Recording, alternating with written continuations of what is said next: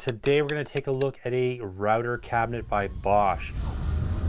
Now this is a really nice router cabinet. If you have a router just like this one, it fits perfectly with this router table. This one in particular is the 1617 EVS. This router has been around for a long time. I love this thing. You can get all kinds of bases for this, plunge bases, the fixed base, D-handle, all kinds. It's such a great router. Pairing it with this table is awesome. Now I'm going to run you through it a little bit. BOSCH makes a couple different router tables.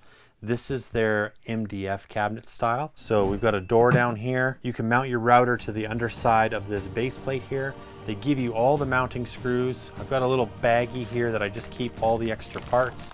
So there's all kinds of screws, Allen keys, washers, everything you might need. So I just toss it in a little bag. But the actual table itself is nice and smooth on the top. That's what I like about this table. You have a T-track in the front to fit a 3/4 inch feather board. It doesn't come with a feather board for this track, but you can get one and then you're off to the races. The back here is MDF. It all has laminate on it, so it's going to be a real nice smooth surface for your material. You can level this plate up as well with all your 4 leveling screws. And then you've got these feather boards here that will slide up and down.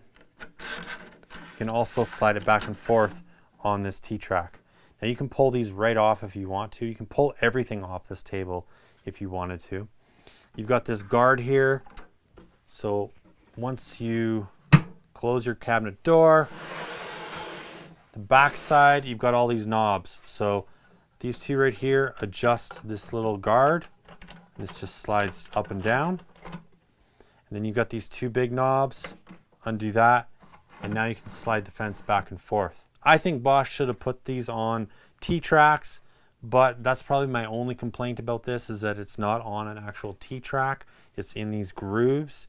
And then they've kind of got it circled out. So the idea is you pull it back and move it over one, and now it's kind of locked in place and it's sort of square with the table itself. Other than that, I mean, when you're using a router bit, they're round. So, you know, you can have your table off square with the actual fence.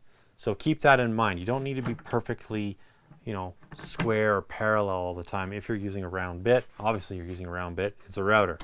So these feather boards are plastic. They do work really well. Get your material under there, it'll hold it, it'll keep it from coming back on you. And you've got these plates that you can pull out here and you can replace them with different sizes. So we've got some other sizes of plates that we can toss in there. We also have a shim kit. So these shims actually fit in behind these fences right here, and that'll allow you to sort of offset if you're trying to straighten a board. That's nice to have. And all this again can come right off the table if you wanted to. So the switch is nice because once you have your router mounted, you plug it into the back side of this, and then you plug this into the wall. So when you turn this on, it'll turn on your router, and it's just a real quick, easy way. You don't have to actually reach in where it's spinning and flick that little tiny switch. You've got all the control right here. It also has a great vacuum port on the back. I use rigid hoses, so they fit right in here.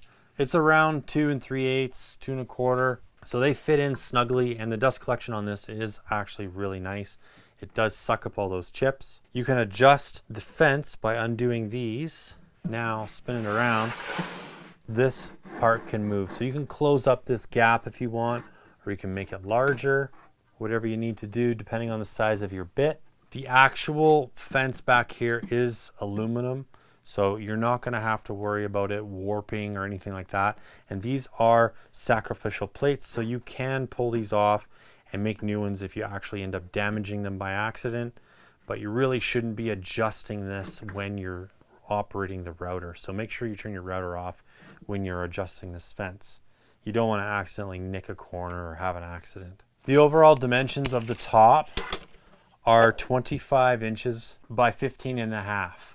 So if you want to drop this into a larger table, you could make something to fit this into, or if you just want to butt it up to a table like this MFT right here, you could do that as well. So that's the rough size of this. Again, I do like it because it's smooth. There's nothing hard that you're going to scratch, you know, with your material. So it's a nice feeling table. and it's perfectly portable. So going to the job site, I just throw this table in my trailer and I can take it to work and set up on someone's driveway or whatever I need to do. And I've got a nice mobile router table. All right, guys, I hope the video was helpful. Until next time, keep on crushing it, and we'll catch you later.